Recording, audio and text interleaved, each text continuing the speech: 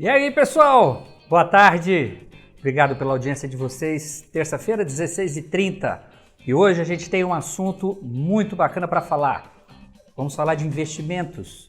Você que tem seu supermercado, sua loja, né? Acho que você passa a maior parte do tempo tentando ganhar dinheiro com seu estoque, né? Mas será que é só o estoque a única maneira que você tem para fazer dinheiro? E será que nesse momento de pandemia, né? Será que está dando dinheiro fazer o tipo de investimento? Investir em ações, investir em renda fixa? Como é que é isso? Então, para a gente conversar hoje e trocar uma ideia sobre esse tema, tanto do lado do varejo como do lado de quem tem soluções de investimento, nós trouxemos aí 3 pessoas muito bacanas. 2 da área da Blue Matrix, que é uma empresa especializada nessa área de investimentos, que tem soluções aí das mais variadas, e trouxemos um cara que sabe tudo lá com eles, que é o economista-chefe deles, que é o Renan Silva, né? E do lado do varejo, trouxemos nada mais nada menos que o Fábio Costa, da rede Big Box, que tem uma experiência enorme na área também, né? Então nós vamos conversar com eles hoje sobre esse assunto de investimentos e convido vocês aí para fazerem as suas perguntas, porque não é todo dia que a gente reúne uns craques desses aí para a gente poder conversar sobre esse tema, que é um tema extremamente relevante, que a maioria das pessoas sabe muito pouco a respeito disso daí, né? A gente tem que ser sincero, que a gente sabe o que fala com o gerente de banco, mas tem muito mais coisa aí para a gente poder falar. Então, olha só, para a gente abrir, eu vou falar um pouquinho para vocês, então, quem é o Fábio Costa, tá? Olha, o Fábio é executivo de negócios especializados em criar resultados operacionais, ok? Porque o Fábio, ele hoje é o cara que faz toda a parte de controle administrativo financeiro dentro do grupo Big Box. Mas ele tem uma vivência enorme nessa parte de gestão, pessoas, toda a parte do controle da rede, né, na área de cash and carry também, que é o atacarejo, né? Já estou em diretorias corporativas aí por várias empresas, tanto na parte de controle quanto controle de gestão. Okay? Formação de times também, porque, veja, você não vai tocar uma rede desse tamanho se você não tiver a equipe preparada junto com você. Então não basta conhecer apenas dos assuntos de investimento, você realmente tem que ter uma visão muito mais abrangente. E ele é um apaixonado pela essa área de gestão estratégica também. Ele já passou, só para vocês terem noção, pelo Pão de Açúcar, pelo Banco Excel, pelo Banco Econômico, pelo Boa Vista e agora no Big Box. Há bastante tempo a gente trabalha junto lá com eles no Big Box e aprendi muito a admirar o Fábio, uma pessoa espetacular, tá? E ele, além de ser formado, obviamente, em administração de empresas, também tem um MBA em gestão de projetos. Fábio, seja bem-vindo ao nosso programa de hoje. Vamos lá. É um prazer estar aqui. Obrigado, Rodrigo, pelo convite. Renan, Luciano, é um prazer conhecê-los. Cara, o varejo, falar sobre varejo para mim é uma honra e uma alegria. O varejo é um segmento extremamente conservador e para esse assunto é interessante porque nós somos um segmento que movimenta grandes volumes sempre, em função das próprias características, mas tem baixas margens e temos como um dos pilares a gestão direta do fluxo de caixa. Então, isso faz com que nós tenhamos também uma certa aversão àquilo que nós chamamos de risco. Um dos nossos principais dilemas, você até falou aí no início, é aonde investir. Tradicionalmente, nós investimos em estoque por uma questão de segurança e por ser o core do nosso negócio. Um outro ponto é que estamos sempre preocupados com a liquidez. E por estarmos preocupados com a liquidez, temos também uma certa restrição aonde colocamos os nossos recursos. E, em relação à área de investimentos, falta um certo conhecimento mais aprofundado do assunto aos varejistas. Conheço muitos varejistas e todos eles têm as mesmas dificuldades, que é aquele basicão da dúvida. A quem eu entrego meu investimento? Eu entrego ao gerente do banco? Eu entrego a um broker aí que eu não conheço? Eu entrego a quem faz a melhor propaganda? Ou entrego ao Renan e ao Luciano aí? Não sei. Pode ser. Então, abrindo a brecha que você me deu, vou falar aqui um pouco quem é o Renan, né? O Renan é o economista-chefe da Blue Matrix, né? E ele é pós-graduado em Direito Público, tá certo? Ele se credenciou como gestor de recursos pela CVM em 1994. Eu estava formando em engenharia, o homem já mexia com investimento, tá certo? São 30 anos de experiência.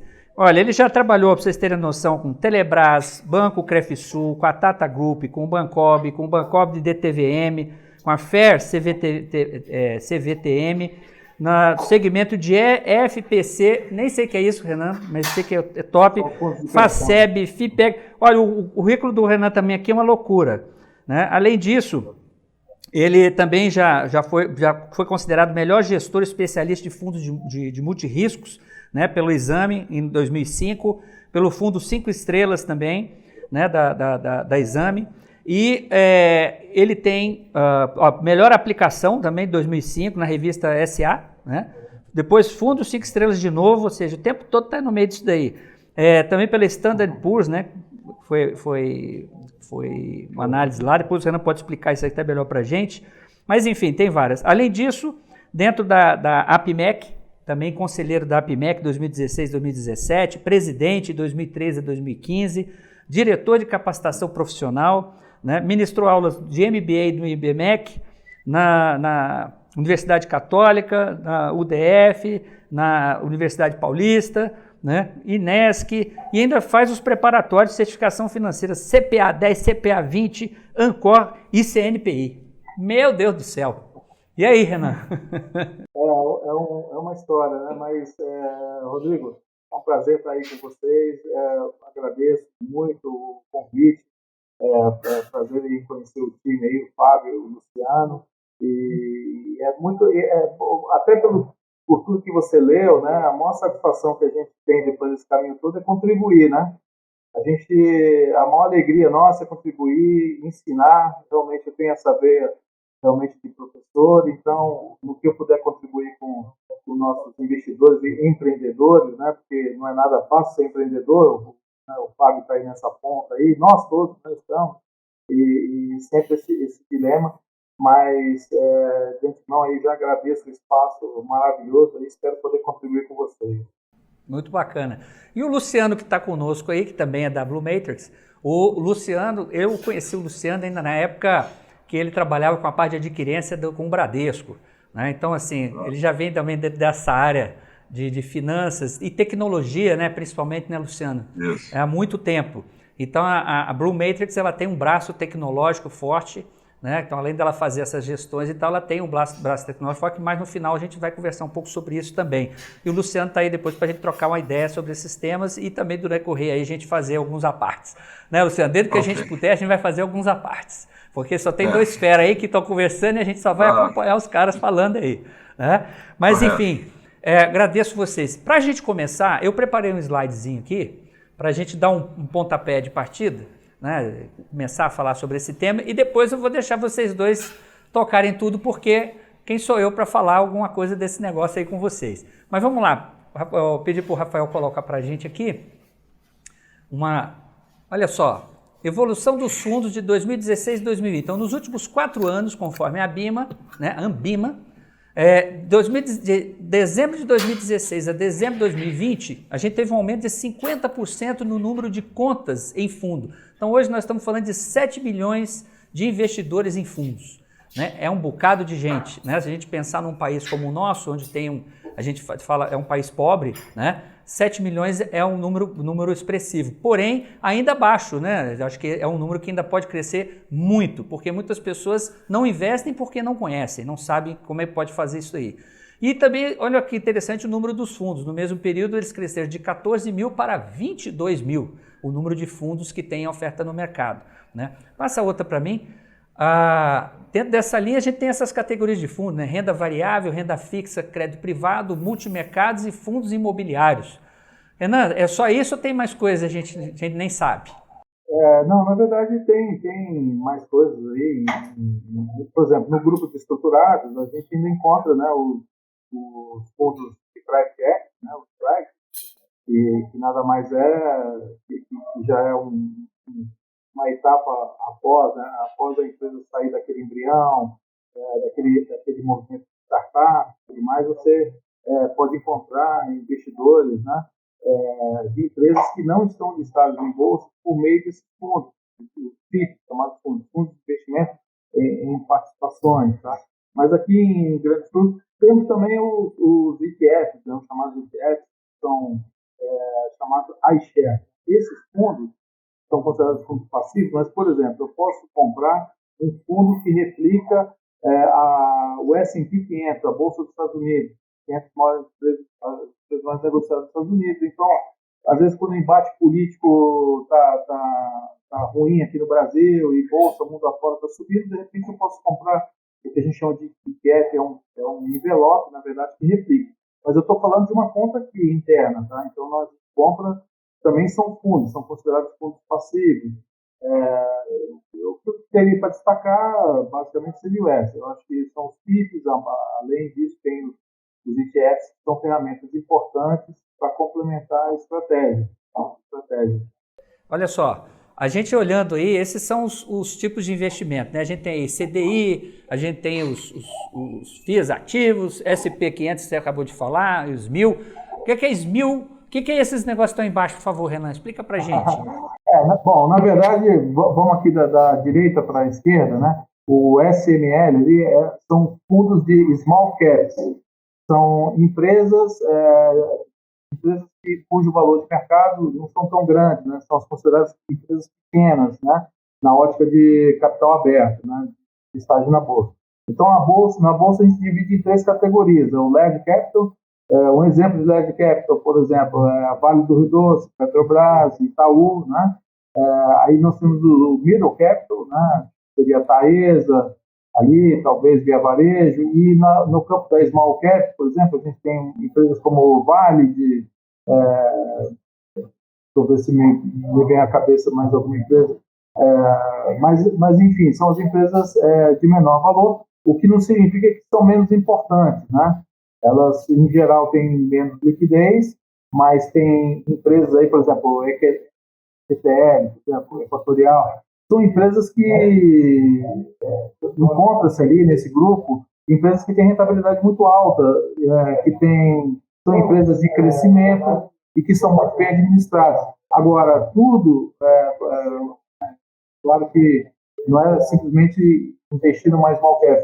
Você tem que selecionar, o que a gente chama de seletividade, escolher as melhores empresas, ou seja, os gestores dos fundos que escolhem as melhores empresas, e nesse processo não pode ser diferente de fazer análise fundamentalista, análise de balanço, valuation das empresas, tal, para você encontrar ali o que a gente chama de pepitas de ouro, né?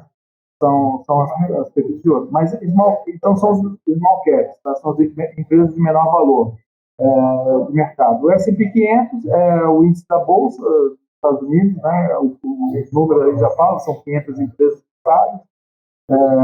Quando ele fala ali, FIAs, ativos, né, a linha azul, é o grupo dos fundos de investimento em ações, tá? Então, são fundos de ações. Então, aqui, na verdade, ele está traduzindo que os fundos de ações tiveram uma performance muito boa ao longo desses anos todos, né? O IBX e o ICDI são o que a gente chama de benchmark, não são produtos, tá?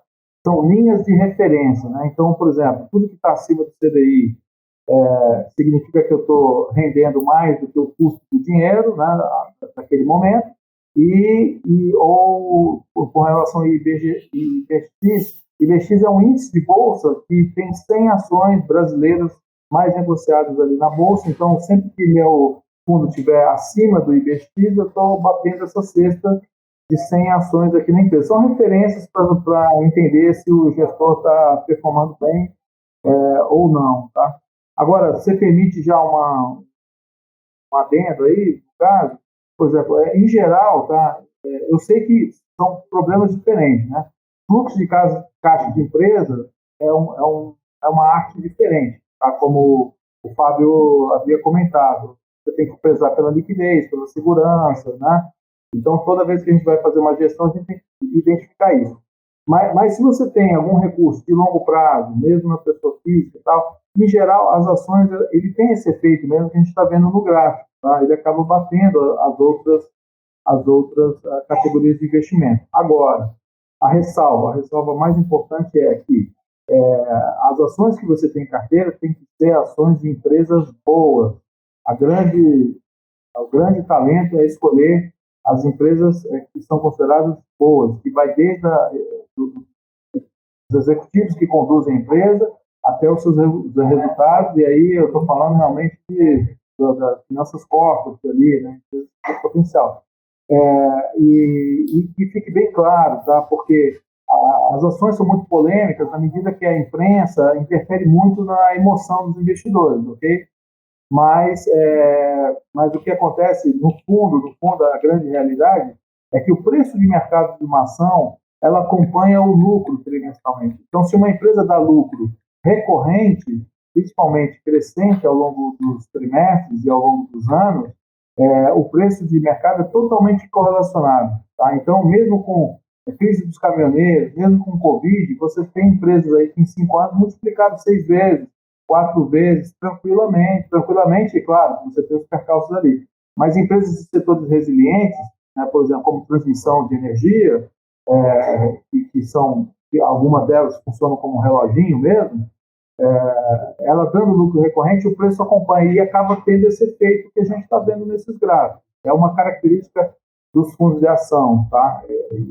Só queria fazer uma coisa muito interessante aí é as ações, mesmo com o problema da pandemia, né, que a gente vê essas quedas aí, todo mundo, claro, com a pandemia deu um problema violento, mas ela retoma, né? Você vê que ela está retomando os números, né?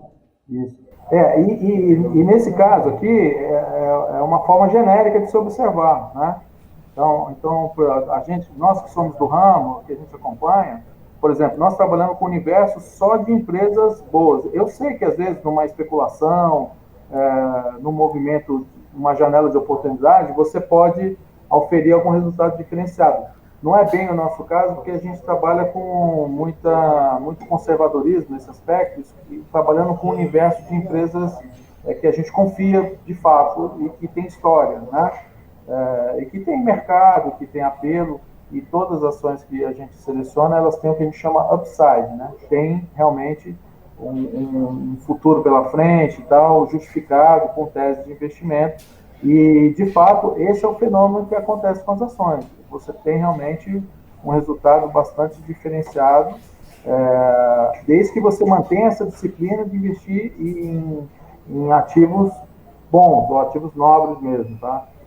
É que justamente o que a gente recomenda é isso, é você ter um gestor de confiança que você possa ter segurança que, né, eu sei que aquele gestor, eu posso dormir tranquilo que aquela empresa ali é uma empresa sólida, não tem superficialismo, não tem chutômetro ali não, tá? A gente estava falando aqui, eu estava falando naquele momento, né, que são duas coisas interessantes, né? Uma é a questão do investimento quando a gente fala da própria empresa e outra quando a gente fala do dono da empresa, dos empresários, né? Então, normalmente essas coisas elas são vistas de maneira meio diferentes, né? O empresário tem uma visão e a empresa tem uma outra visão. E aí, Fábio, eu acho que vale a pena você começar a fazer algumas perguntas aí para o Renan, né? Nesse aspecto de como é que você faz esse balanceamento de investimentos aí. Isso. Para o Renan, na verdade, normalmente o que os varejistas fazem? Assim, eles vão na pessoa física deles e decidem iniciar uma experiência de investimentos, até para ganhar uma certa confiança para ultrapassar a barreira e partir para a pessoa jurídica. Só que, normalmente, o que eles fazem, e isso é uma experiência ruim, eles entregam o processo de investimento ao banco. Ao banco porque ele confia, ao gerente porque é amigo dele. E, normalmente, os resultados, quando eles operam via banco, não são bons resultados, até porque o banco também tem uma taxa de lucratividade um pouco mais elevada. E como fazer para iniciar um processo de investimento, sendo que eu sou extremamente conservador e eu tenho muito receio? Boa pergunta, Fábio, mas eu vou tentar ilustrar o que vem acontecendo com o Brasil. Eu acho que se a gente não voltar na raiz, né, a gente não consegue não vai ter uma resposta adequada. Vou sair um pouco dessas respostas clichês aí que a gente vê né, na rede aí afora, né? Eu sou como o Rodrigo falou, sou um gestor tão antigo, né, tão velho, que a gente acaba podendo se dar esse luxo, né? Vamos dividir o investimento em 3 gerações. A primeira geração, tá, é o produto tradicional, banco, né? As pessoas, vamos imaginar, né, um país de terceiro mundo, né, subdesenvolvido, em crise desde os anos 70, já lá da crise do petróleo, depois anos 80, papelização, anos 90, planos econômicos, e depois todas aquelas crises, né, intensas, né, crise da Ásia, da Rússia. Então você imagina a loucura que era falar em investimento nisso. Então as pessoas procuravam a placa de um banco, procuravam um cofre, na verdade, né? Então, nesse momento, não se pensava nem em ganhar muito, se pensava em salvar alguma coisa, né, ou guardar. Ou os nossos, né, até meu pai ou meu avô, mas meu avô só comprava imóvel, isso podia ser um erro, não tinha uma diversificação. Não, ele não estava comprando imóvel, não, ele estava comprando tijolo, porque aí o tijolo ninguém levava dele, era isso. A tese de investimento era essa. Mas é o seguinte, quando você ganha essa confiança, você ganha realmente você aprende a caminhar nesse mercado, só que esse mercado era restrito e você está em plataformas, nesse momento você está em plataformas fechadas. Você está dentro de um banco, você só consegue comprar produtos do banco. Então os fundos de investimento são aqueles geridos pelo banco. Então eu estou no Banco Safra, eu vou comprar os fundos do Banco Safra. Eu estou no Bradesco, eu vou comprar os fundos da Asset do Bradesco. E assim vai. Itaú, a HSBC quando era, né? Santander, não foge muito dessa história. Bom, aí acontece um fenômeno em 2001 muito importante que passa meio que desapercebido. Foi a chegada do SPB, o novo sistema de pagamento brasileiro, tá? O Banco Central trouxe todas não querendo ser muito técnico, mas trouxe todas as compensações noturnas para o intraday, vamos dizer assim. E, resumidamente, o que aconteceu? A segurança dos investimentos aumentou muito, tá? E com o advento do SPB em 2001, ficou acertado que qualquer investimento é nominal ao proprietário daquele investimento e é guardado numa clearing, numa caixa debaixo do Banco Central. Independe se você comprou isso num banco ou se comprou numa corretora. Vou dar um exemplo. Você comprou um título público federal, ele vai ficar guardado debaixo da Selic, né, que é Sistema de Liquidação e Custódia. É o que a gente chama de casa, clearing, casa clara. Você comprou uma ação, vai ficar debaixo da CBLC. Você comprou dólar, vai ficar debaixo da BMF. Você comprou um título privado, vai ficar debaixo da CETIP, daquela caixinha.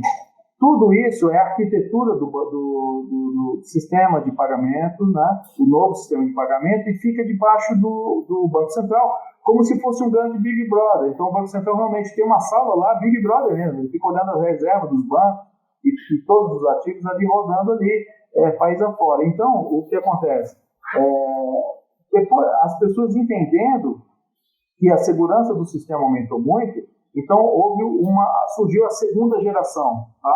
A segunda geração, então, que é encabeçada, por exemplo, pela XP, pelo BTG, pela Guide, pela Genial, que são corretores de valores que fazem a intermediação para você. Mas o que ele apresenta, então, para o investidor? Ele fala assim, olha, sai dessa caixinha fechada, vem aqui para a corretora e eu vou te apresentar uma prateleira de investimento, um universo de investimento de diversos gestores, não só aqueles que pertencem ao banco. Então, ele abre aquele mundo, né, e ele apresenta um assessor, né, um agente que vai ali te ajudar, né? A decisão é do investidor nesse momento, tá? Não é do assessor, mas ele te ajuda a escolher. Agora, você imagina, o Rodrigo mostrou lá na tela inicial que hoje nós temos uma indústria de fundos de 22 mil fundos de investimento. Então, o que comprar e o que está lá dentro daquele fundo não é uma tarefa muito fácil, né? Fora isso, toda vez que você distribui um fundo daquele, o assessor ali ele ganha uma comissão, uma corretagem, um rebate ali de corretagem, que é natural do negócio, claro, né? E aí acaba se tendo alguma ali sobretaxa e tal, tudo mais. Aí o que acontece? Antes de falar da terceira geração, já para terminar, para te responder, O cliente olha, depois de alguns anos, 5 anos, ele está naquela situação, aí ele vê lá assim, poxa, diversificou minha carteira de uma forma meio que aleatória, sem muita profundidade, meu resultado também não foi tão bom. Meu resultado melhorou um pouco, mas não mudou muito minha vida. Pô, será que não era melhor eu ficar no banco? Aí agora sim, surge uma evolução que eu chamo de terceira geração. Tá, então, veja bem, então você não é tão adequado você estar simplesmente debaixo de uma corretora, debaixo de um assessor. Você pode estar debaixo de uma corretora, mas contrate um gestor profissional. Aí sim, aí a gente acaba convergindo para o modelo norte-americano, já conhecido, que é o modelo sustentável, que é o de carteiras administradas. Dentro dessas carteiras podem ter ativos e podem ter fundos, mas a questão é que alguém estudou e tem a credencial na CVM, estudou uma vida inteira para estar fazendo aquela seleção, processo de seletividade. Eu vinha falando de ativos bons, né? Como escolher ativos bons. Então o que acontece? Ao invés de você estar comprando a placa de um banco, ou em vez de estar comprando uma plataforma aberta, sem saber muito bem o que fazer com ela, na verdade agora você está contratando um gestor especializado para montar a estratégia da sua carteira. Tá? A sua conta pode continuar dentro da corretora.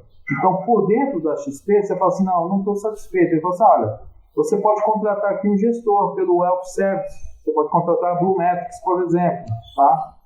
Ou outras casas que façam carteiras administradas, e assim surgiu a terceira geração. Tá? Então, o conselho que eu posso dar, qual o processo? Entendeu? Claro, eu procuraria um sênior, um gestor tal, que possa estar prestando esse serviço, ao mesmo tempo sem conflito de interesse. Quando você contrata um gestor, você paga unicamente uma taxa de administração, ele não recebe comissões, rebates, evitando ali, ou seja, ele vai escolher o melhor ativo, ele não vai ganhar em razão da escolha do ativo, tá? E sim da sua confiança. Ele é representante seu para fazer o melhor possível para você, ou seja, ele não é um distribuidor de fundos, de produtos e ganha uma comissão, porque senão eu vendo o que paga mais comissão, simplesmente. E aí, será que aquilo é um bom produto?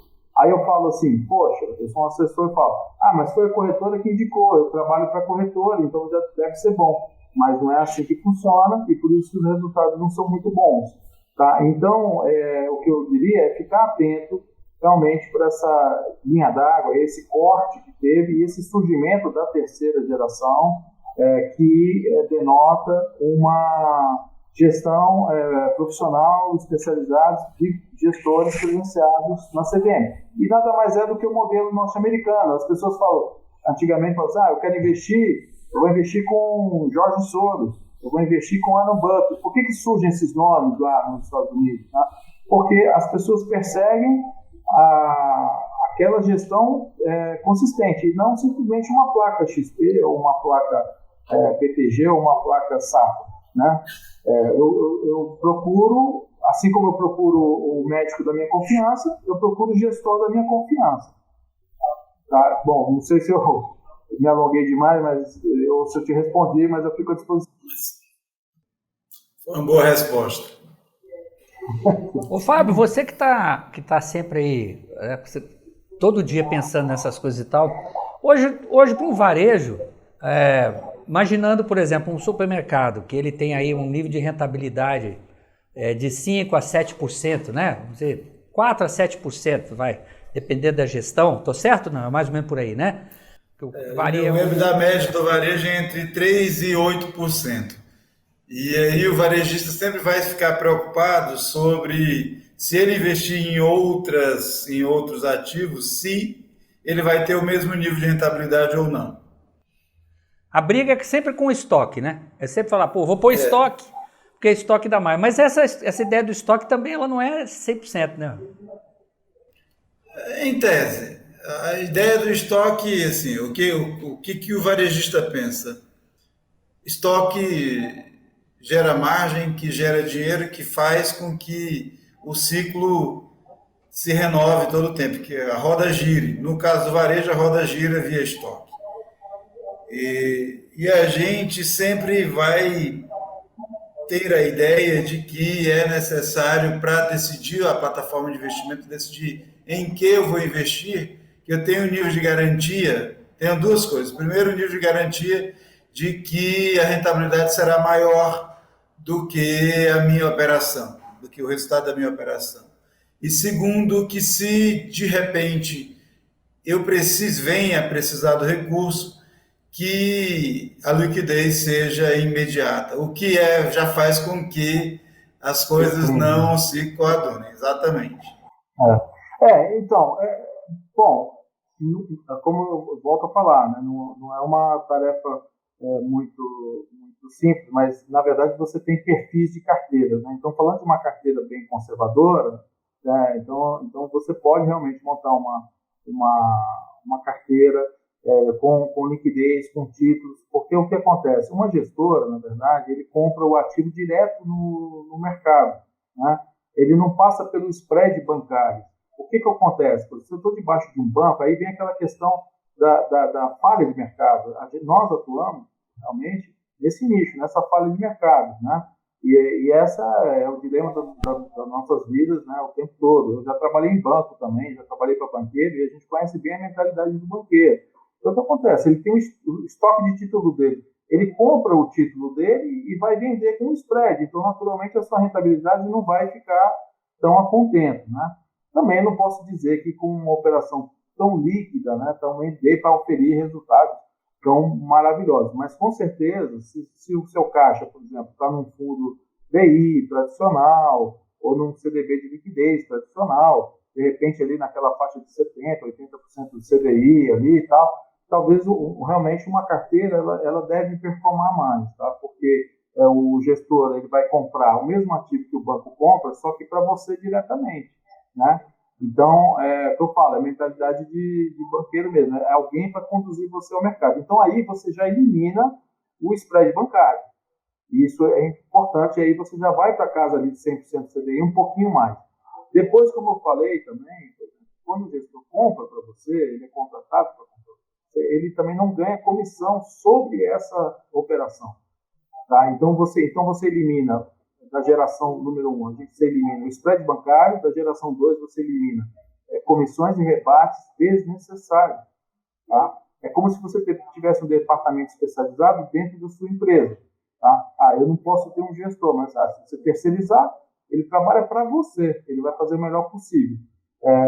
E isso as ACES podem fazer, é o nosso, vamos dizer assim, né, o nosso quinhão, né? É o trabalho das nossas vidas, é esse. Então, a gente consegue produzir esses resultados justamente por esse fato. Se você está num banco, é inevitável você vai estar sob o efeito do spread bancário. Tá? E sempre lembrando que é sempre bom diversificar os ativos e o risco, num balanceamento de ativo e risco. E quem determina, por experiência própria, quem determina a necessidade de liquidez, de risco, tudo é o cliente é soberano nesse aspecto, né? E é feita uma política de investimento na carteira administrada, é feita uma política o que pode fazer, o que não pode fazer. Então, ao mesmo tempo que orienta, a gente pega e constrói essa política e a quatro mãos, e ele pode ficar seguro que ele vai ter a liquidez. Só para ficar bem claro, só para as pessoas entenderem como é seguro fazer isso, até depois desse evento do SPB, é que, por exemplo, pegando o caso da BlueMetrics, na BlueMetrics não transita recurso financeiro e não transita ativos, ok? Tá? Você tem uma conta ali na corretora, então a BlueMetrics, no caso, ela funciona como uma casa de estratégia, simplesmente. E nesse ponto, a corretora ela apenas fica com a custódia dos títulos, ela ganha na custódia, ela não ganha comissão, não ganha rebate sobre essas movimentações. Então, a gente sim, em função disso, até por baixar custo da operação também, a gente também otimiza esse resultado naturalmente ao longo do tempo. Tá? Agora, realmente, a gente sabe como é a cabeça do empreendedor E é claro que a gente concorre ali com estoque, como você fala, vamos concorrer sempre, né? A questão é que nós estudamos a fundo a macroeconomia e a gente tem que entender os ciclos, né? Eu vou te dar um exemplo mais clássico, por exemplo, do agronegócio, que às vezes a gente, né, tem cliente também, a gente orienta, eles são empreendedores de altíssimo risco, não tem nada mais arriscado que isso, nem bolsa, né? Mas é muito comum, por exemplo, né, nós estamos no Centro-Oeste, nós estamos no celeiro do mundo, né? Então, o sujeito tem uma fazenda de soja, o preço da soja está em alta, né? Ele fala assim, não vou investir em banco, não vou diversificar café, não vou nada, eu vou comprar mais terra para plantar mais soja, né? Vou aumentar meu estoque de soja. E 1 ano, 2 anos, 5 anos, tá? Mas se ele tiver uma derrocada do preço da soja no exterior, alguma coisa assim, por um choque de demanda que pode acontecer a qualquer momento, tá tudo em estoque de soja, não só em estoque, aumentou, ele está imobilizado. Então, o que acontece nesse momento? Infelizmente, é comum, ele quebra grande. Então, ele acha que está investindo no negócio dele, está ficando grande, isso é maravilhoso, é ótimo, mas chega um ponto, existe uma curva de utilidade, onde não tem mais utilidade correr tanto aquele risco. E aí você tem que chegar nesse momento, identificar essa curva e falar assim, ó, daqui para frente eu vou ter que diversificar, eu vou ter que ir para outros segmentos, porque o meu segmento, ele exaure, nenhum segmento é infinito, né? Em termos de resultados, os recursos são escassos. Então, essa habilidade de identificar esses ciclos é muito importante. Daí que vem a terminologia. No caso do agronegócio, a gente fala, você tem que fazer o hedge, você tem que fazer as proteções. Não é bem tanto o caso do varejo, um caso mais específico, mas eu acho que esse exemplo do agronegócio ilustra um pouco, tá? Essa questão de eu, né, ganhei recurso com soja, então eu aumento minha capacidade de produzir soja. E aí, um momento você fica grande, mas totalmente exposto, né, ao preço de mercado. Então, o preço de mercado te levou para, né, as alturas, né, para o crescimento, e ele pode te levar justamente para uma situação completamente crítica. Interessante. Entendi. O Fábio, hoje você acha que um varejista, por exemplo, em termos do valor lá que tem, da lucratividade dele, quantos por cento hoje um varejista, normalmente ele vai colocar o dinheiro dele, ou pode colocar o dinheiro dele nesse tipo de investimento que ele estaria disposto mais ou menos a colocar? O que eu tenho visto, inclusive alguns colegas, nossos colegas aí, seus também, às vezes me perguntam sobre isso, Rodrigo. Eles realmente preferem colocar a pessoa física primeiro, observar o patrimônio, pegam uma parte do patrimônio próprio e dizem, agora eu quero investir. Eles têm muito receio sobre o investimento por estarem muito apegados ao sistema bancário, é o que a Ana falou lá, e realmente eles já sabem que hoje o sistema bancário é mais caro e eles têm uma predisposição, principalmente hoje, para se arriscar um pouco, mas somente na operação da pessoa física. Nós, por exemplo, no Big Box, nós chegamos num patamar um pouco diferente. Nós estamos em uma fase de expansão. Então, nós não estamos investindo em estoque, nós estamos investindo em novas lojas, o que é uma decisão estratégica do momento, mas é o que nós queremos fazer, crescer. Mas nada nos impede de haver uma gama de investimentos hoje dentro de ativos, mas no nosso caso, por exemplo, estamos no sistema bancário, por uma questão mesmo de conservadorismo dos proprietários. Então, essa situação é muito comum, como eu falei no início, o fenômeno que está acontecendo é que uma parte da população relevante, mas ainda a minoria, tá, que já fez essa aventura e já confia no sistema, que ela saiu do banco e foi para os sistemas de plataformas abertas, né? E o principal exemplo, não tem como fugir disso, o principal exemplo do sucesso desse negócio que estava super desatendido é o crescimento da XP. Tá? Então, quando a pessoa, quando ela quer falar em risco, tal, comparar o sistema bancário, tal, ela tem que fazer um questionamento, uma indagação. Poxa, mas por que a XP cresceu tanto e ainda, né, fez o Itaú movimentar? O Itaú, para não perder, o cliente que ele perde no personalité, ele recupera na XP porque ele comprou 49% da XP. Isso aí está na mídia e tudo. Já há alguns anos ele fez esse movimento para se proteger, para se redear, porque ele sabia que não tinha como. Então, o próprio Itaú fez essa proteção comprando parte do XP, porque ele falou assim: eu não tenho como segurar os meus clientes, o sistema. Tal. E isso, dado que o sistema ficou muito mais seguro. Não tem nada debaixo da XP. A XP ela intermedia e custodia os títulos debaixo do Banco Central por orientação da lei, né? E chegou a abrir o capital lá na Nasdaq, né? Nos Estados Unidos. Então, ela tem a XP Internacional, tudo, e esse é o case. Na mesma linha, você tem aí o principal concorrente da XP, que é do sistema bancário, mas que abriu uma frente de concorrência para o XP, é o próprio BTG Pactual, né? O BTG ele já tem um DNA mais de banco, né? Mas, na verdade, quando a gente fala BTG, a gente está falando da corretora BTG, e tem as plataformas abertas, não é o banco, é a corretora, mas é claro que você tem um grupo ali por trás, né? O economista-chefe lá, nosso querido Pércio Arida, né? Um dos presidentes do Banco Central, um cara sensacional, e eles têm um nível de qualidade muito alto. Então, por exemplo, você tem alternativas hoje no mercado que denotam mais segurança. Tá bom, talvez a XP é uma coisa um pouco, uma novidade, é uma coisa ainda embrionária, né? Se é que você pode falar isso, já falamos mais de 10 anos, né? Mas tem o BTG, por exemplo. O BTG ele é mais parrudo. Por que ele pisa forte nesse mercado? Justamente porque aquilo que é a terceira geração chegando. Ele tem que ter a plataforma preparada para a terceira geração. Tá? Um outro exemplo também, que não foi tão bem sucedido, mas que a gente observa, só como dar exemplo, o Bradesco tentou fazer a mesma coisa por meio da Ágora. Vocês lembram da Ágora? É uma corretora super moderna, uma corretora que estava à frente do seu tempo, ganhando o mercado. Ela veio um pouco antes da XP, na mesma linha, e estava crescendo demais. Bom, o Bradesco reparou esse movimento e comprou a Ágora. E aí a Ágora virou Bradesco.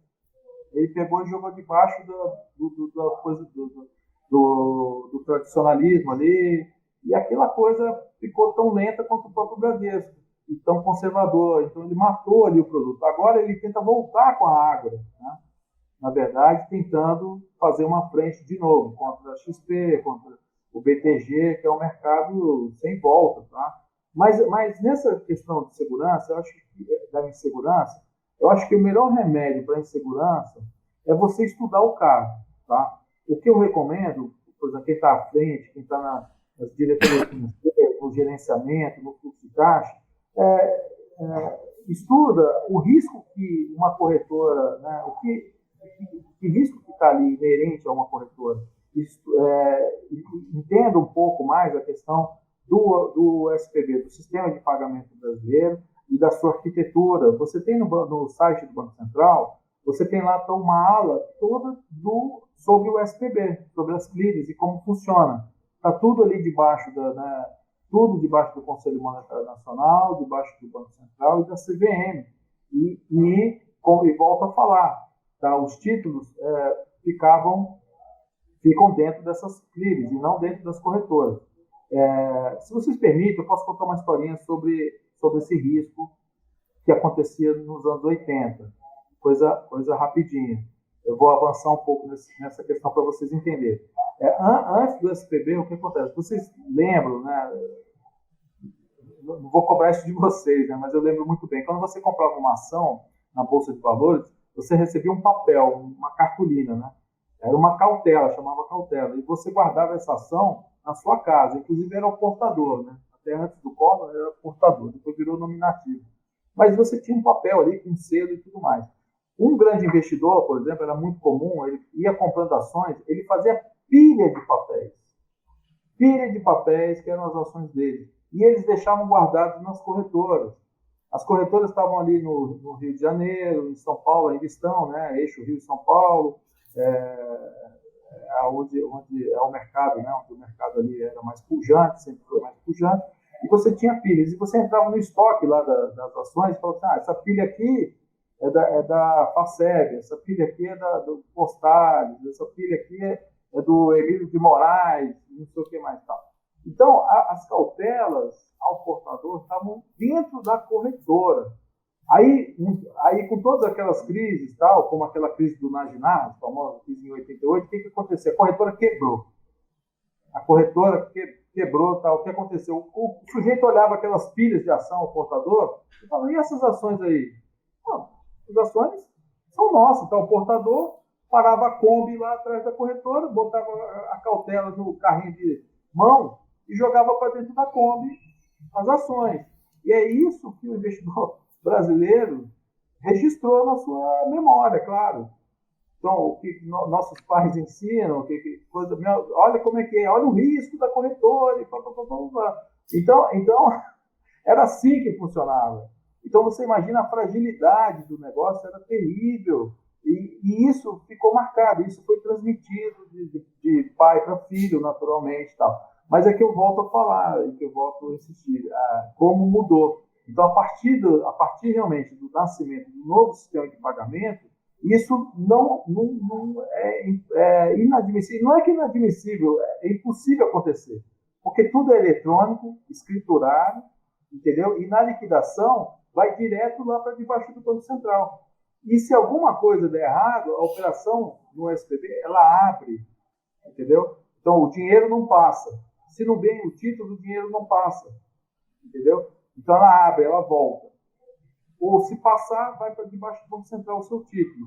Então, o sistema ficou seguro. E é por isso que você tem até já milhares de brasileiros saindo dos bancos e indo para as plataformas abertas. Porque algumas pessoas já entendem bem esse processo, tá? Mas eu acho que nada como um pouquinho de história para entender. Então, Fábio, esse receio que eles têm é mais do que natural. Eles são dessa geração, eu tenho certeza, eles entendem bem isso e eles querem estar debaixo de um cofre, que é a primeira geração, debaixo de um banco que ele sai, esse banco aqui não vai quebrar, entendeu? Eu não vou ganhar muito, mas ele não vai quebrar. É isso que ele ainda pensa. Só que aí essa ideia ficou retrógrada, né? Ficou passado. Ele precisa se modernizar um pouco, tal, mas passa por esse estudo, esse treinamento, alguma coisa. Eu vou dizer que eu também tinha essa visão, sabia, Renan? Acredita, todos nós, né? Porque a gente acaba vendo a coisa de uma maneira muito como se fosse uma história só. E, na verdade, ela é uma evolução. Né? É uma evolução. E agora, e essa terceira geração que você coloca, vamos fazer um recapitular aqui para o pessoal claro. Até que está aí chegando e está vendo. É o que a gente está conversando aqui, né? Você tem os investimentos tradicionais que você faz através de banco, né? Que são investimentos que vão estar muito limitados em retorno em função das próprias expectativas de retorno do próprio banco, que vai vir na sua frente. Né? O banco vai ganhar primeiro que você, ou vai ganhar mais que você. É o conflito de interesse. Exato, é o que você falou, conflito de interesse. Então, quando eu pego determinada corretora, se ela é do próprio banco, se ela está junto com o próprio banco, ela vai ter esse conflito de interesse. Então, é bem complexo você usar uma corretora do próprio banco e querer ter resultados como outros têm.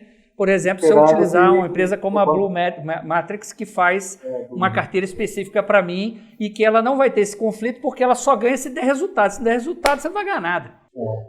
Exatamente. O papel nosso aqui, que a gente chama de terceira geração, que eu volto a falar, também não é uma grande dimensão. Nós ressuscitamos. A carteira administrada é um instrumento jurídico previsto pela CVM, equivale a um fundo exclusivo, na verdade. E é um mecanismo que nos Estados Unidos é muito comum. Mas é justamente isso, elimina o conflito de interesse e você tem uma decisão isenta, como se você fosse realmente um funcionário do lado. Agora, uma pergunta importante, Renan, e eu acho que o Fábio também tem essa dúvida. É assim, vamos imaginar que eu quero fazer uma carteira desse tipo. Existe um valor mínimo que faz sentido para poder trabalhar algo assim? Olha, existe o valor de equilíbrio, né? Que a gente recomenda, tá ok? Então, assim, mas individualmente, tá, o valor que a gente recomenda hoje na Blue Matrix seria na faixa de R$200 mil, tá? Agora, na XP, porque assim, deixa eu até explicar um pouquinho melhor. Nós somos uma casa independente, tá?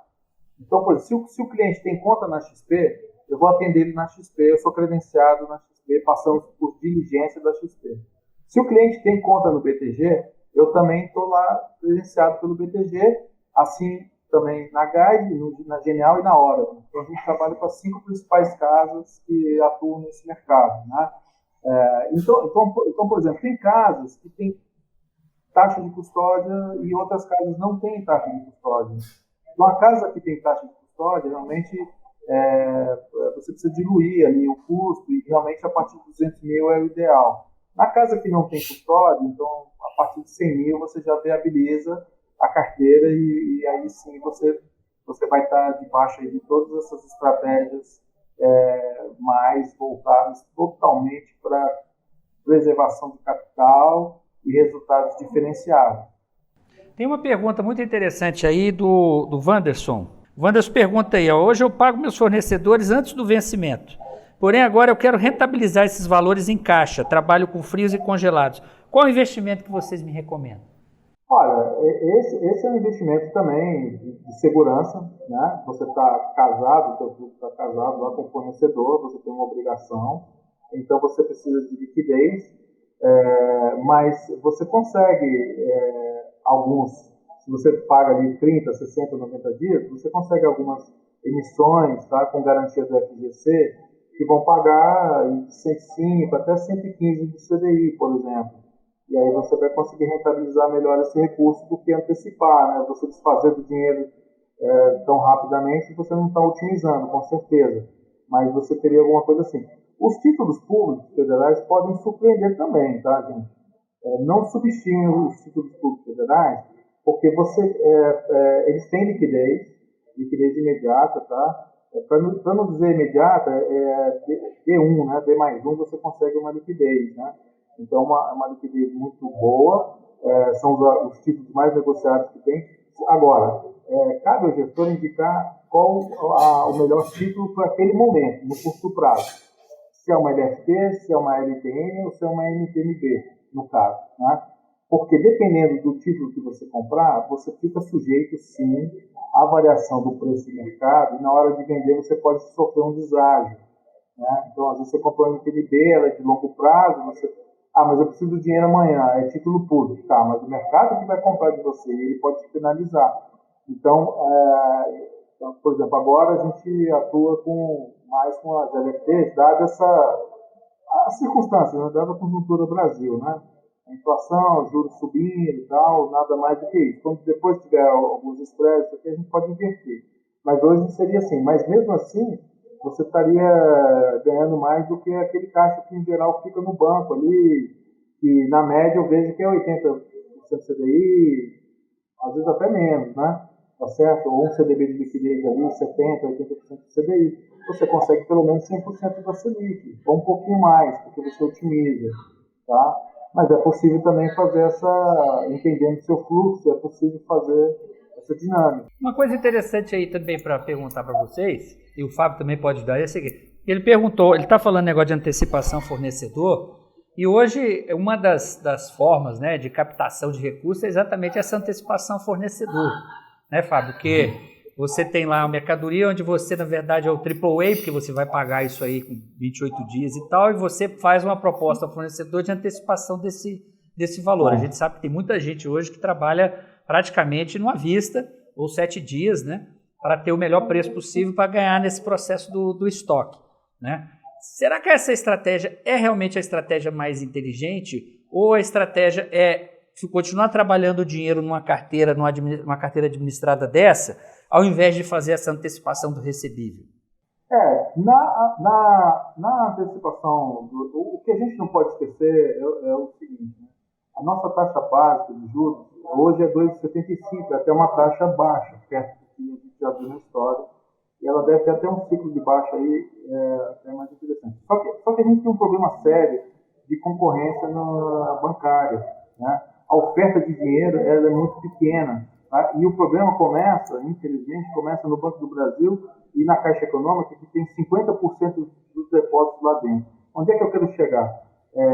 Os bancos, o maior cliente dos bancos é o próprio governo. Então ele fala o seguinte, olha, para te emprestar dinheiro, a taxa não é 2,75, né? A taxa é, sei lá, 15% ao ano, né? Se você for um bom cliente, né? Se você for um AAA, aí como você está falando. No caso do recebível, é a mesma coisa. Quando ele antecipa, ele vai te descontar.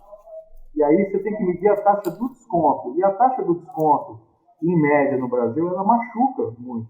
Eu sei que muitas vezes é necessário fazer isso, né? Mas, por exemplo, não eu, mas, por exemplo, a minha esposa mesmo, ela teve loja, né? Ela teve algumas lojas e tudo mais, e eu sempre falava para ela, olha, sempre oferecendo para ela ficar antecipando. Eu falo, não aceita. Você precisa do dinheiro? Não. Está redonda a operação, o fluxo está ok. Então não aceita, porque você vai levar uma taxa de juros Brasil, risco Brasil, e falta de oferta de dinheiro. Então esse dinheiro realmente acaba ficando muito caro nesse sentido, né? Então, se você puder ter seu fluxo mais casado, evitar a antecipação, é muito melhor. E, ao mesmo tempo, entrando num círculo virtuoso de investimento, né? Você ir multiplicando ali o seu caixa, aumentando o seu caixa. Mas a questão da antecipação é justamente isso. É um juros que está embutido ali. Você entende que essa antecipação é um risco alto, vamos dizer assim, às vezes pode ser um risco alto, desnecessário pelo valor que ele retorna. Ou seja, às vezes é mais jogo eu ter uma boa carteira, onde esse dinheiro que eu estou recebendo da mercadoria, eu estou trabalhando na minha carteira, tá certo? Que está me dando uma rentabilidade com muito menos risco do que o risco que eu estou tendo naquele ganho de um spreadzinho de 1%, às vezes 1,5% na carteira do antecebível. Se você está na ponta doadora, né, de comprar o recebível, né, é claro que você vai comprar ali com certo desconto, mas você tem que mensurar realmente o risco todo de inadimplência, impontualidade, toda essa estatística dessa carteira. Eu sei que tem empresários que navegam muito bem nisso e fazem muito bem esse tipo de negócio, mas, por exemplo, num país que fica ali flertando com o abismo fiscal o tempo todo, que é o caso do Brasil, passamos por uma recessão perversa, 2015, 2016, que era perfeitamente contornável e jogar o Brasil, né, naquele, vamos dizer assim, naquela ausência, né, de resultado ali, sem nenhum propósito, dado que os BRICS, os outros países estavam crescendo e a gente em recessão, né, hoje a gente estaria passando muito melhor pela Covid do que estamos passando. Mas aí, né, depois do terremoto, calma, que veio o maremoto, né, e veio a Covid. Então nós temos outro período aí recessivo. Então você imagina como está o risco do crédito, né? Você está na ponta doadora e você quer antecipar e pagar por esse recebível. Tudo bem, você vai aumentar os descontos, você vai machucar mais quem está vendendo, né? Mas o seu risco tem que ser mensurado com muito mais cautela. Tá? E aí sim, às vezes, é aquilo que eu falei, você tem que ter aquela curva de utilidade. Esse risco está tendo utilidade para mim em que ponto que para? Em que ponto que curva e começa a deteriorar a minha carteira, o meu risco. Aí é aquele momento de, opa, não é só isso. Eu tenho uma parcela para antecipação como investimento e tem outra parcela que é minha carteira, que é minha segurança. Esse sim passa a ser o meu cofre, né? Mas só que gerido de uma forma mais profissional. Deixa eu perguntar para o Fábio, o que o Fábio acha disso? O que você acha disso, Fábio? Não, pois é, eu estava aqui pensando, hoje nós compramos esses títulos dos nossos fornecedores e temos uma taxa atrativa, uma taxa de desconto bastante atrativa. Mas já me ofereceram, por exemplo, uma operação com o FDIC, para a gente montar, para fazer uma grande operação em cadeia de fornecedores. O que você acha disso? Não, o FDIC, eu até diria que é uma ferramenta muito boa, tá? Ela é uma ferramenta muito interessante. Eu sou fã de FDIC, né? Hoje nas minhas carteiras até não tem por outros motivos, mas no sentido de negócio, de otimizar a operação, ele é fantástico. Esse mecanismo foi criado no pós-guerra, né? Porque as empresas arrasadas, elas não tinham como pegar crédito no mercado, né? E alguém olhou e falou o seguinte, pô, mas você não tem um ativo aí, você deve ter um ativo bom, né? E aí segregava aquele ativo bom e fazia uma securitização. O FDIC é uma evolução disso, né? Você realmente, você tem ali um estudo, na verdade, você tem que ter um estudo estatístico da sua carteira que você está comprando, no que diz respeito à impontualidade, né? E inadimplência. A inadimplência, estatisticamente, estando sob controle, tá? O FDIC, ele vai te dar funding, né? Você vai conseguir captar recursos por meio desse FDIC e comprar mais carteiras e oferecendo mais resultado, porque as taxas de antecipação são muito atrativas. De quem que você vai buscar esse funding, uma vez que você tem um FDIC estruturado? De investidores. Investidores que estão na XP, no BTG, na Orma, no Safra, é a ponta investidora. Por que os investidores gostam do produto FDIC? Ele tem uma estrutura de segurança interessante. É um produto que a gente fala que tem securitização do recebível. Então, o que acontece? Você tem a divisão ali da cota sênior, que é garantida, e a cota subordinada. Tá? O originador do crédito, ele entra na cota subordinada no risco da subordinação ali. Tá?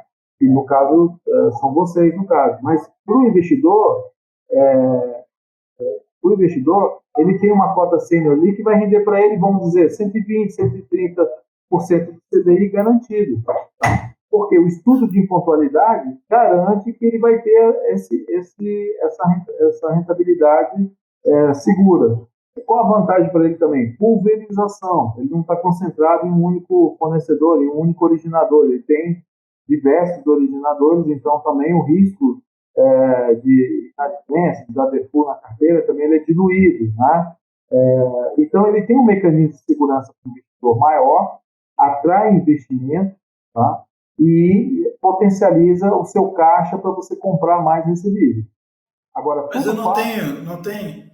Tem uma questão porque não tem risco. Eu sou o garantidor, o título. Então, se você tem um risco totalmente controlado, aí você gerar, por exemplo, funding, aumentar, você ter captação para comprar mais, ele fica mais viável, né? Você concorda? Se você chegar, eu não estou dizendo que você precise do recurso, estou dizendo que você quer ampliar, ok? Tá? Imagina uma cooperativa de crédito, ela tem uma exigência lá com o Banco Central. Um dia ela não tem mais dinheiro para emprestar, mas a operação dela é muito segura, certo? Então, como é que ela faz? Ela vende os recebíveis dela para fazer caixa para comprar mais, para expandir a operação, né? Então, no caso, você tem um caixa para comprar recebível, né? Não é esse o caso? Isso. Só que esse caixa é finito. É recurso, né? Ele tem um fim. Aí você fala assim, poxa, isso aqui é tão bom, eu queria comprar mais. Eu queria fazer mais. Então, como que você vai fazer mais? Você vai esprediar, e você que vai passar a ser o esprediador. Você vai vender parte desses recebíveis em carteira para um FDIC. O FDIC vai comprar porque ele vai fazer, poxa, o Fábio construiu uma operação de risco zero. Eu quero comprar. Ele compra, aceita aquele spread que ele está levando, porque ele tem uma cota sênior que garante para ele, e você recompõe o seu caixa, fazendo a roda girar mais ainda. Então, você vai aumentar a sua capacidade de comprar. Não é que você vai ficar devendo para o FDIC, você vai vender o recebível, na verdade. Só que você vai revender com lucro. Aí você é ótimo do banqueiro mesmo, você vai passar a ser banqueiro. O FDIC é um banquinho. Ele é um banco, é o banco keynesiano. Foi criado por Keynes, lá atrás, nos anos 50. É o banco keynesiano. Então, você comprou o recebível... Mas esse Keynes também sacaneou a gente pra caramba, porque ele também falou outras bobagens aí que até hoje nós estamos lascando com esses liberais aí por causa do Keynes. Mas a questão é que, nesse caso, é verdade, ninguém é perfeito, né? Ninguém pode se dizer onipotente, né? Ninguém tem essa pretensão. Eu sou mais adepto do Adam Smith, mas mas essa aí foi uma bola dentro do Keynes. Foi uma bola dentro, porque ele criou uma solução num pós-guerra. Pô, quem que vai emprestar dinheiro todo mundo quebrado? Você entendeu?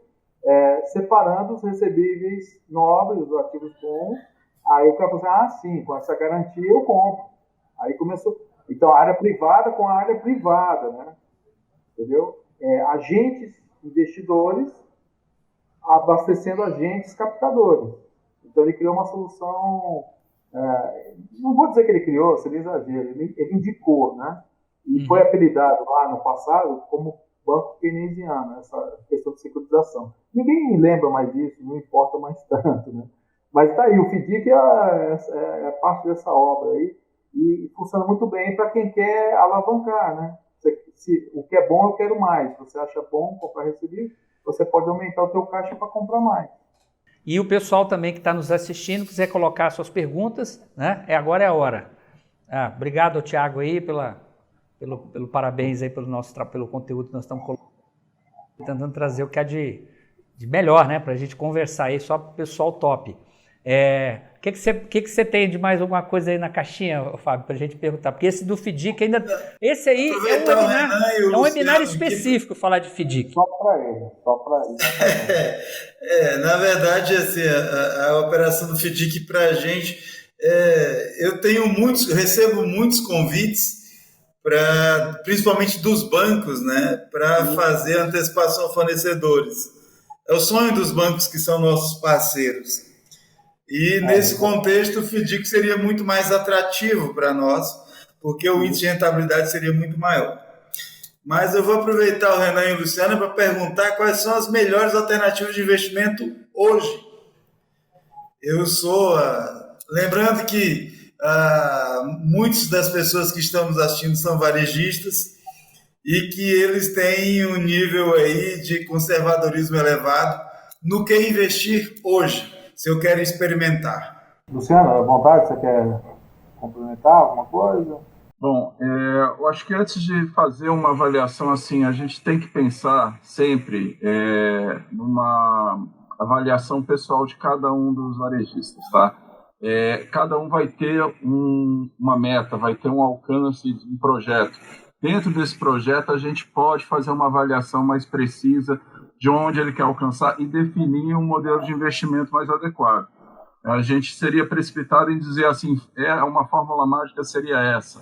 Não existe uma fórmula mágica. Existe um projeto que ele vai fazer, como o Renan colocou, é uma casa de estratégia. A gente tenta aqui otimizar o investimento, quer dizer, transformar, fazer esse projeto ser viável dentro do prazo que ele está procurando, né? Dentro das condições econômicas. Mas vamos falar com o mestre aí, que eu acho que ele vai saber explicar melhor do que eu. Não, perfeito, realmente, porque nós temos uma gama aí de investimento hoje. Nós estamos num momento muito atípico, né? Porque o mundo inteiro foi irrigado por estímulos financeiros, né? Que eles chamam de quantitative easing, né? Então, por que as commodities, por exemplo, estão tão caras, o alimento tão caro e tudo mais? Porque você tem estímulos e você tem a aceleração do crescimento agora pós-Covid, né? Pós-vacina, começando aí pelos países da Europa ali, que já estão alguns mais avançados na vacinação, e aí vão usar essa liquidez para comprar, para repor seus estoques e tudo mais. Aí você tem uma inflação ali dos ativos, dos imóveis, né? Por exemplo. Então, tudo tem ali um risco controlado. Então, o Luciano colocou muito bem, a gente tem que ver a necessidade, a segurança. Agora, eu, por característica, que o time, os principais sócios também são sêniores. Temos uma equipe aqui robusta, aqui de analistas, já são praticamente 20 pessoas aqui no time, mas os principais sócios têm a mesma característica que eu tenho, né, de preservação de capital e tudo mais. Então, nós somos conservadores em todas as caixinhas. Então, por exemplo, se o investidor tiver a tolerância de oferir alguma coisa em ações, experimentar, tiver vamos dizer assim, dentro dos objetivos dele, com o consciente e tudo mais, nós vamos comprar as empresas mais seguras para ele. Nesse sentido, com aquele objetivo que eu falei, lucros recorrentes e ganhos diferenciados, como foi mostrado no gráfico lá atrás, tá? É claro que não existe uma promessa de rentabilidade, mas o ativo bom, né? O ativo bom é o que vai dar o retorno lá na frente. Mas ele tem que ter essa tolerância ao risco de ações. Mas ele não tem essa tolerância. Tudo bem, então vamos montar uma carteira de renda fixa com um crédito privado, de repente comprando um FDIC, mas a gente vai analisar esse FDIC por dentro, inadimplência e tudo mais, vai dar uma rentabilidade diferenciada. Então, para todo perfil de risco, a gente tem uma solução e a casa, ela debruça sobre esses ativos, a gente escolhe o melhor ativo dentro daquela característica, tá? Eu, particularmente, por exemplo, eu sempre gosto de ter ações na minha carteira, ou na minha carteira pessoal. Eu acho que é imprescindível, né? A carteira dos meus filhos, por exemplo, tem que ter ações. Eles têm uma vida pela frente. O que eu não quero para eles? Comprar ação que vai quebrar. Né? Como a gente viu no gráfico, né, Renan? Ações, ela, apesar de ser, claro, que tem mais risco, obviamente, dependendo do que você está comprando, né? Mas você tem lá as ações que a gente sabe que são ações que, não caem.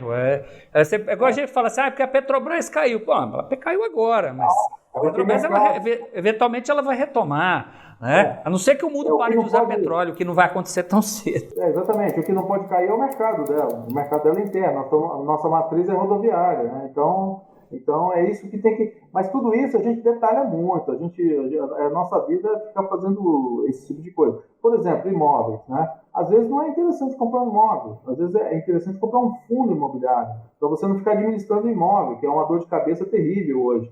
Só que é o seguinte, qual que é a ressalva?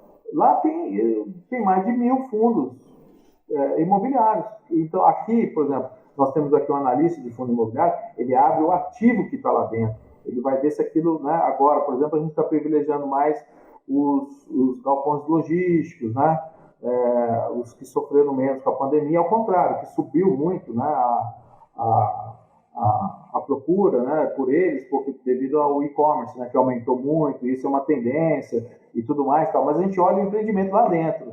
É diferente de você simplesmente vai numa plataforma aberta e fica salpicando, comprando um monte de fundo. Não, a gente compra aquele fundo. Então por exemplo, esse é um segmento também bacana para ter na carteira.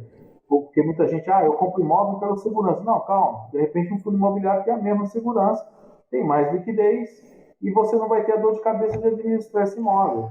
Então, e se você for mais ousado, né, Renan? Se você for mais ousado, ainda tem os equities de investimento em empresa, né?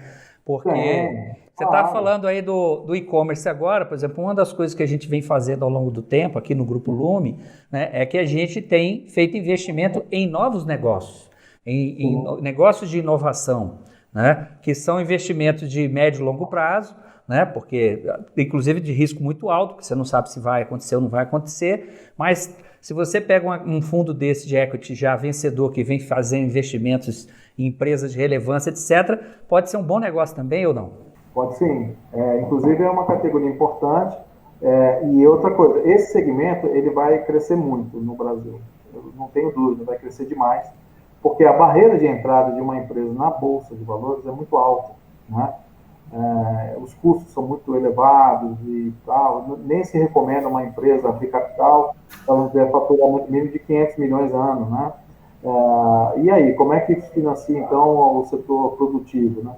Então, ao mesmo tempo, você vê, nós temos uma fase do mercado, nós temos poucas ações com liquidez adequada no Brasil, apesar do nosso mercado ser muito bom e ser um dos principais do mundo, ele ainda é um mercado, o gargalo é pequeno ainda. Então, quando você tem um crescimento da Bolsa no Brasil, um fluxo, as empresas boas ali, elas sobem de preço ali muito rápido e exaurem rápido, né? Tá, ok? Enquanto o Private Equity, essas empresas que estão começando, né, startups, dentro de capital, né, tem o buyout, que a gente chama, empresas que estão no meio do caminho ali, elas têm justamente elas apresentam um prêmio muito maior, porque você está pegando ela antes dela entrar na Bolsa, né? Então, é um mercado que, quando os juros estão baixos, né, quando passar essa pandemia aí, que acontece, como é que você vai financiar os novos projetos? Vai ser via FIP, via startup. Então, é muito importante. Agora, tudo é o que eu falo, é o que eu volto a falar. Não compre nada cegamente, porque tudo depende de análise aprofundada. Você tem que saber olhar o valuation da empresa, o apelo, o mercado. Né? Agora, você tem operações, por exemplo, de private equity, já me estendendo já um pouco, que a taxa interna de retorno é muito visível. é bem tranquilo. Por exemplo, você tem projetos de energia eólica, entendeu? Então você sabe, é um projeto que tem início, meio e fim, tem a distribuição, e ela vai, inclusive já vem às vezes com o tomador da energia, a indústria já vem já junto, já com pacote fechado, já contratando aquela energia. Então, mas aquela empresa pequena precisa de um investidor, um empreendedor, um anjo, né, um seed money que a gente chama, e para entrar na empresa, ou via startup, ou via FIP, né, Fundo de Investimento e Participação. Então, não tem como desenvolver um país sem esse mecanismo. Nos Estados Unidos, por exemplo, Facebook, Microsoft, a Apple, todas vieram do Private Equity. Elas nasceram como startups, né? E que buscaram investidores, é assim que funciona. O que tem que se tomar cuidado é com a taxa de mortalidade, né, das empresas de Private Equity. Mas aí sim, é aquela história. Vamos analisar, vamos estudar, vamos consultar um especialista para selecionar as empresas, aí dilui o seu risco, tá? Perfeito. Vou aproveitar que vocês estão todos aí, vou aproveitar a deixa que você me deu falando de startup. Rafinha, chama aí um videozinho da Instabuy para eles conhecerem aí. Sou Lucas Camargo, fundador e CEO da Instabuy, e a missão do Instabuy é colocar a sua loja no mundo virtual. Hoje já temos mais de 400 lojas montadas e mais de 100 aplicativos nas lojas da Apple e do Google. Se você está precisando montar a sua loja virtual ou criar o seu aplicativo de vendas, venha viver essa experiência com o Instabuy. Participação hoje, acho que tem muito tema para a gente falar mais, né, Fábio? Tem muito negócio que a gente pode explorar. Mas foi bem bacana porque isso aí muda bastante os assuntos que a gente trata normalmente, porque a gente sempre está falando muito só de coisa física de loja, é prevenção, é não sei o quê, e essa é uma área importantíssima que a maioria das empresas simplesmente não tem estratégia para isso, né? E aí acho que a gente, com esse tipo de discussão que a gente traz aqui, a gente abre uma porta nova para a discussão de outras coisas, de coisas novas. Igual a gente está conversando muito, né, Fábio, sobre essa questão dos FDICs e da possibilidade de abrir, e é o que você falou, hoje um FDIC que começa aí dentro do Big Box pode ser um FDIC que tem outros investidores, amanhã vira um FDIC nacional, né, que é o que o Renan falou. Pode vir dinheiro de outros lugares, que afinal de contas, se a gente está tratando com todo mundo AAA, né, por que não investir nesse FDIC também? Então, muito legal. Pessoal, se quiser falar mais um pouquinho para a gente fazer o encerramento, e eu vou abrir uma brecha também, só para não sair sem falar. Ô Luciano, fala das novidades tecnológicas, poxa. A gente também tem lá, a gente está acabando de desenvolver o Blumetrics Analytics, tá? É uma ferramenta que a gente está oferecendo para os nossos clientes, onde ele vai poder fazer ali, ele pode fazer até desde um planejamento dele de vida dentro do fluxo de ações. Ele pode ver todas as ações onde ele está investindo, fazer um planejamento dele e fazer ali um trabalho mais aprofundado de estudo da carteira de ações dele. Basicamente é isso. Na verdade, é um mecanismo de apoio ali do cliente. Ali ele tem um relatório macroeconômico, carta do gestor e as análises, as teses de investimento. E aí ele vai ganhando segurança realmente, né, com tudo que a gente está tomando, tudo de decisão que nós estamos tomando, né?